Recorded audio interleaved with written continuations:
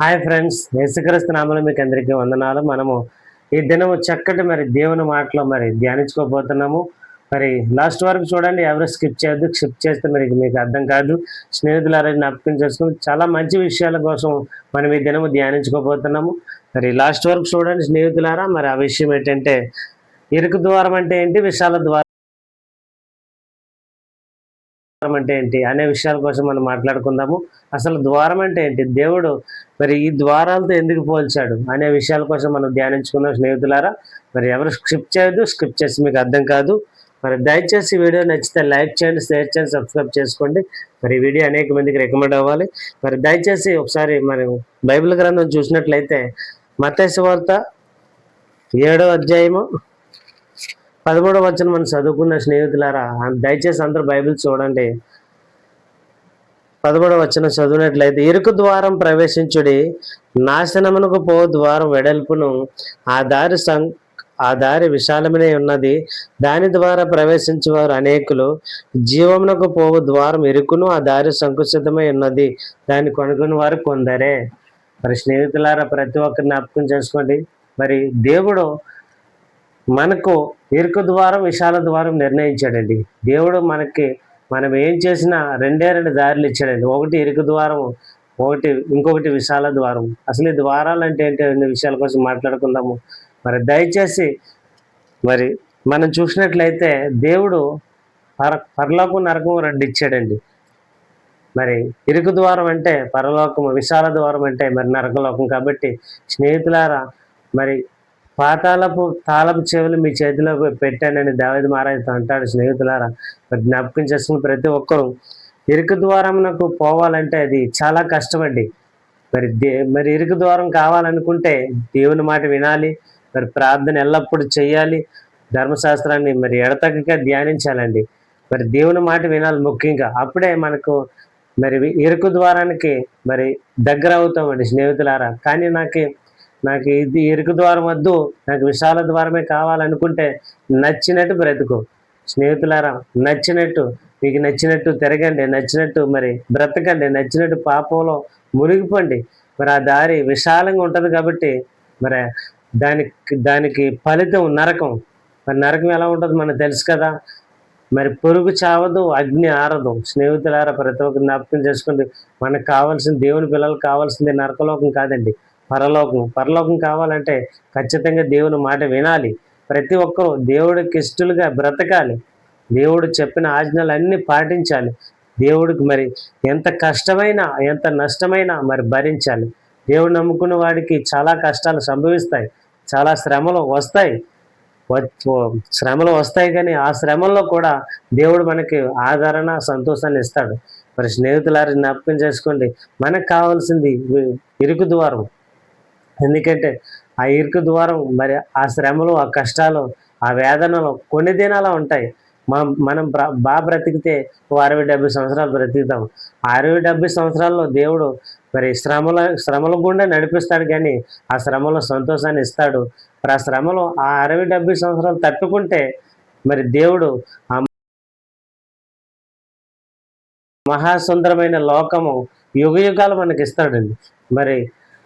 చనిపోయిన తర్వాత పరలోకాన్ని దేవుడు ఇస్తాడు, కానీ పరలోకం వెళ్ళిన తర్వాత ఆత్మకి లెక్కింపు లేదండి. యుగాలు జీవిస్తూనే ఉంటుంది, కానీ శరీరానికి మాత్రం కొంతకాల పరిమితమై అది 60-70 సంవత్సరాలే ఉంటుంది. ఇంకా మోషే గారు కీర్తన 90లో రాస్తాడో, అధిక బలమున్న ఎడల 80 సంవత్సరములో లేక 70 సంవత్సరములో, వాటి వల్ల ఆయాసం, దుఃఖమే అని మోషే గారు రాస్తాడండి. ఖచ్చితంగా అవి నెరవేరుతూనే ఉంది స్నేహితులారా. వారు పూర్వపు ఇతరులు చెప్పినట్లు అవి నెరవేరుతూనే ఉన్నాయి. స్నేహితుల జ్ఞాపకం చేసుకొని బాగా బ్రతికితే మనం 60-70 సంవత్సరాలు బ్రతికినా దానివల్ల దుఃఖము, ఆయాసమే. కానీ చనిపోయిన తర్వాత మనకు పరలోక రాజ్యం దేవుడిస్తే యుగాలే నెమ్మదితో ఉంటామండి. దేవుని దగ్గర నెమ్మది పొందుతాం. మనకంటే పితరులు ఎందరో చనిపోయారు, దేవుడికి ఇష్టమైన వారు పరదేశంలో నెమ్మది పొందుతున్నారని మనం చూస్తామండి. అది ఎక్కడ చూస్తామంటే లోకాసువార్త 16వ అధ్యాయంలో మనం చూస్తాము. లాజరు ధనవంతుడు ఒకే రోజు చనిపోయినప్పుడు మరి ఇంత ఖచ్చితంగా మీరు ఎలా చెప్తున్నారని మీకు డౌట్ రావచ్చు స్నేహితులారా. కానీ దేవుడు లోకస్వార్త రాయించాడండి. ధనవంతుడు లాజరు ఒకే రోజు చనిపోయినప్పుడు మరి ధనవంతుడు మరి నరకంలో కాలుతాడు. మరి ధనవంతుడు అబ్రహాము తండ్రి అయిన అబ్రహాం రొమ్మున ఆనుకొని నెమ్మది పొందుతాడండి. మనం అక్కడ చూస్తాము పరదైసు నరకలోకం స్నేహితులారా. మరి దేవుడు ఖచ్చితంగా పలానా విషయం రాయించాడంటే అది 100% జరుగుతుంది, జరుగుతూనే ఉంది స్నేహితులారా. మనం జ్ఞాపకం చేసుకుని ప్రతి ఒక్కరూ మరి మనకి కావాల్సింది ఇరుకు ద్వారం అండి, విశాల ద్వారం కాదు. విశాల ద్వారమే మరి ఈ లోకానికి ఇష్టమైనది విశాల ద్వారమే. కాబట్టి మనకు కావాల్సింది ఈ లోకం కాదు, పరలోకం. కాబట్టి మనకు కావాల్సింది ఇరుకు ద్వారానే మనం వెళ్ళాలి. ఆ ఇరుకు ద్వారం ఎలా ఉంటుందో మనం ధ్యానించాం కదా. చాలా కష్టంతో కూడిన పని. చాలా మంది దాన్ని ఆశించారు కానీ పొందలేకపోయారని మనం వాక్యంలో చూస్తాము స్నేహితులారా. జ్ఞాపకం చేసుకోండి.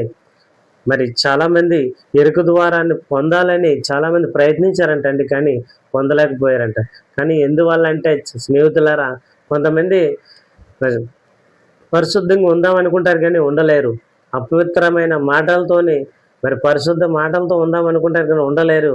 మరి అలాంటి వారు మరి ఎన్నటికీ పరలోకాన్ని పొందలేరండి.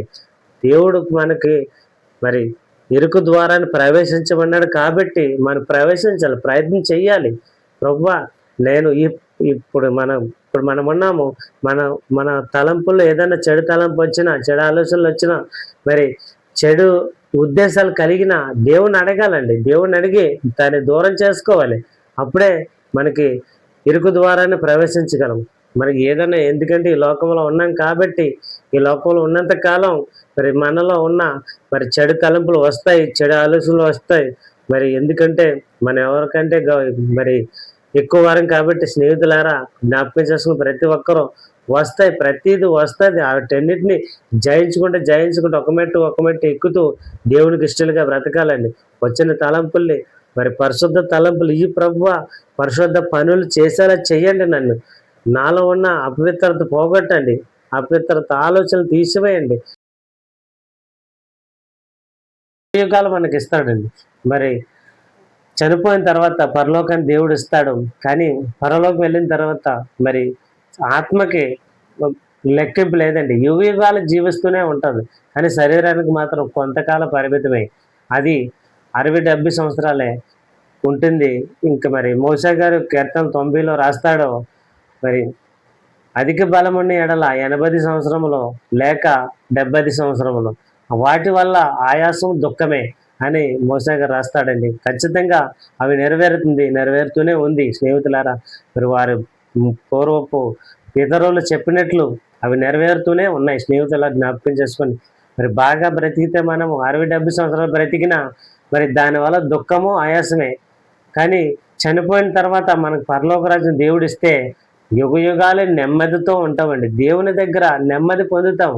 మరి మనకంటే పితరులు ఎందరో చనిపోయారు, దేవుడికి ఇష్టమైన వారు మరి